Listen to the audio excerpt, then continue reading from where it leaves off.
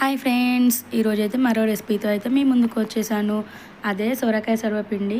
So first వచ్చైతే బియ్యం పిండి, నువ్వులు, పల్లీలు, శనగపప్పు, జీలకర్ర, సొరకాయ తురుము, పచ్చిమిర్చి పేస్ట్ అండ్ సాల్ట్, కరివేపాకు, కొత్తిమీర, ఆనియన్స్. సో ఇవన్నీ ఒక్కొక్కటిగా తీసుకున్న బియ్యం పిండిలో వేసి అయితే కలుపుకోవాలి. సో నేను ఇక్కడ వచ్చేసి ఒక హాఫ్ కేజీ బియ్యం పిండి అయితే తీసుకుంటున్నాను, అంటే 2 గ్లాసెస్ అనమాట. అన్నీ ఇందులో వేసుకుంటున్నాను. సొరకాయ ఇక్కడ కొంచెం ముదిరిపోయింది, జ్యూసీగా లేదు. కానీ లేతగా ఉంటే మాత్రం జ్యూసీగా వచ్చి పిండి మొత్తం దాంతోనే కలుపుకుంటే టేస్ట్ అనేది చాలా బాగుంటుంది, వాటర్ యూజ్ చేయకుండా. ఇక్కడ పల్లీలు అయితే కొంచెం కచ్చాపచ్చాగా దంచేస్తే వేసాను. ఈ సొరకాయ సర్వపిండిలోకి కారం కన్నా పచ్చిమిరంతో టేస్ట్ చాలా బాగుంటుంది. మీరు కూడా పచ్చిమిర్చి పేస్ట్ యూజ్ చేసి ట్రై చేయండి. సో ఈ ఇంగ్రీడియంట్స్ అన్నీ ఒక దగ్గర వేసుకొని అన్నీ మంచిగా మిక్స్ అయ్యేంత వరకు అయితే కలుపుకోవాలి. సో హాఫ్ కేజీ బియ్యం పిండికి వచ్చేసి మనకి 4 to 5 సర్వపిండి అయితే అవుతాయండి. వాటిని అడుగులు అంటాము, ఒక్కొక్క అడుగు ఒక్కొక్క సర్వపిండి అనమాట. సో అట్లా 4 to 5 అయితే అవుతాయి ఈజీగా. సో ఇవన్నీ బాగా మిక్స్ అయ్యేంత వరకు అయితే బాగా కలుపుకోవాలి. నార్మల్ సర్వపిండికి ఈ సర్వపిండికి డిఫరెన్స్ ఒకటే అండి, సొరకాయ తురుము. సో సొరకాయ లేతగా ఉంటే కనుక వాటర్ కంటెంట్ ఎక్కువగా ఉంటుంది కాబట్టి మనం వాటర్ అనేది యాడ్ చేయకుండా మొత్తం సొరకాయ ముద్దతోనే కలుపుకుంటే ఆ టేస్ట్ చాలా బాగుంటుంది. ఇక్కడ కొంచెం ముదిరిపోయిందండి సొరకాయ, సో వాటర్ ఎక్కువ లేవు, అందుకని నేను వాటర్ అనేది యాడ్ చేసి కలుపుకుంటున్నాను. మీ దగ్గర సొరకాయ బాగుంటే మాత్రం వాటర్ యాడ్ చేయకుండా మొత్తం సొరకాయ తురుముతోనే కలిపేసుకోండి. సో ఇలా కొంచెం కొంచెంగా వాటర్ యాడ్ చేస్తూ మంచిగా ఒక ముద్దలాగా వచ్చేంత వరకు అయితే బాగా కలుపుకోవాలి. సో ఫ్రెండ్స్, మీలో ఎంతమందికి సొరకాయ సర్వపిండి తెలుసో అండ్ ఇష్టమో నాకు కామెంట్ బాక్స్లో కామెంట్ చేయండి. సో వాటర్ అనేది ఒక్కసారి యాడ్ చేయకండి, పిండి లూజ్ అవుతుంది. సో కొద్దిగా యాడ్ చేసుకుంటూ కలిపితేనే మనకి ఎంత పడుతుంది ఏంటనేది బాగా తెలిసి పిండి కూడా బాగా కలుస్తుంది.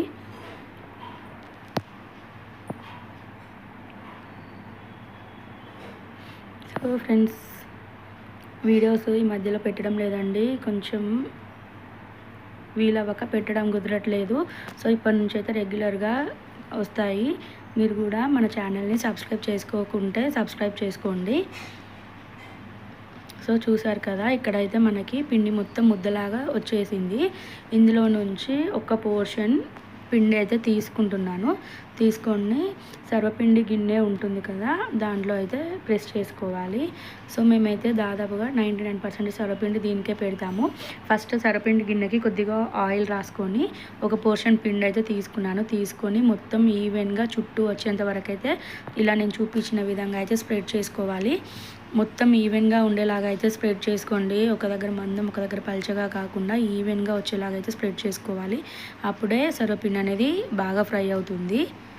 సో చూస్తున్నారు కదా, సేమ్ ఇలాగే ప్రెస్ చేసుకోండి. సో ఇక్కడైతే ప్రెస్ చేయడం అయితే దాదాపుగా అయిపోయింది. ఇంకా ఎక్కడైనా కొంచెం మందంగా అట్లా పల్చగా అనిపించినా కూడా మొత్తం సరిగా అయ్యేంత వరకు అయితే ఇలా ప్రెస్ చేసుకోవాలి. చేసుకున్న తర్వాత మధ్యలో అయితే హోల్స్ పెట్టుకోవాలి. ఎందుకు అంటే మంచిగా ఫ్రై అవ్వడానికి, దాదాపు అందరికి తెలిసిన రీజనే. సో ఇలా హోల్స్ అయితే పెట్టుకొని ఆయిల్ అయితే ఇక్కడ 2 గరిటెల ఆయిల్ అయితే వేస్తున్నానండి. ఎందుకంటే ఆయిల్లో ఫ్రై చేస్తేనే సర్వపిండి అనేది టేస్ట్ బాగుంటుంది. ఒక్కటండి, మనకి పాతకాలం వంటలు ఏవైనా కూడా ఆయిల్ అనేది ఎక్కువగా పడుతుంది. సో ఇలా ఆయిల్ వేసుకున్న తర్వాత చుట్టూ స్ప్రెడ్ చేసుకోవాలి. ఆయిల్ చుట్టూ స్ప్రెడ్ చేసుకుంటేనే మనకి మంచిగా ఫ్రై అవుతుంది. సో నేను ఇక్కడైతే చుట్టూ స్ప్రెడ్ చేసుకొని స్టవ్ ఆన్ చేసుకుంటున్నాను.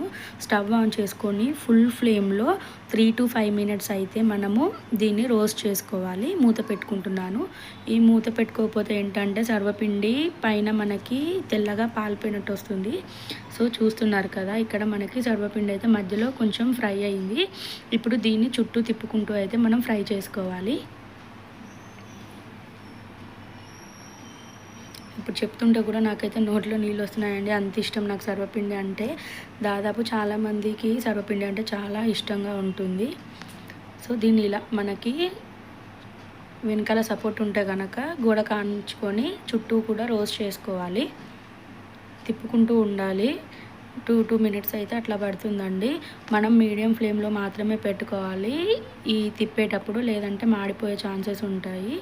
సో మంచిగా కుక్ అవుతుంది మీడియం ఫ్లేమ్లో పెట్టుకుంటేనే. సో చూస్తున్నారు కదా, ఇలా రౌండ్గా తిప్పుకుంటూ చుట్టూ ఫ్రై చేసుకోవాలి. మనము ఫుల్ ఫ్లేమ్లో పెట్టినప్పుడు మధ్యలో ఫ్రై అవుతుంది, ఇలా చుట్టూ తిప్పుకోవడం వల్ల ఎడ్జెస్ కూడా బాగా కుక్ అవుతుంది. సో ఇలా మనకు చూస్తున్నారు కదా, మంచిగా గోల్డెన్ బ్రౌన్ వస్తుంది. అట్లా గోల్డెన్ బ్రౌన్ వచ్చేంత వరకు అయితే మనము ఇలా తిప్పుకుంటూ కుక్ చేసుకోవాలి. మనకి కలర్ చూస్తున్నారు కదా, ఫ్రై అయిన సైడ్ ఫ్రై అవ్వని సైడు తేడా అనేది మనకే తెలుస్తుంది చూస్తుంటే.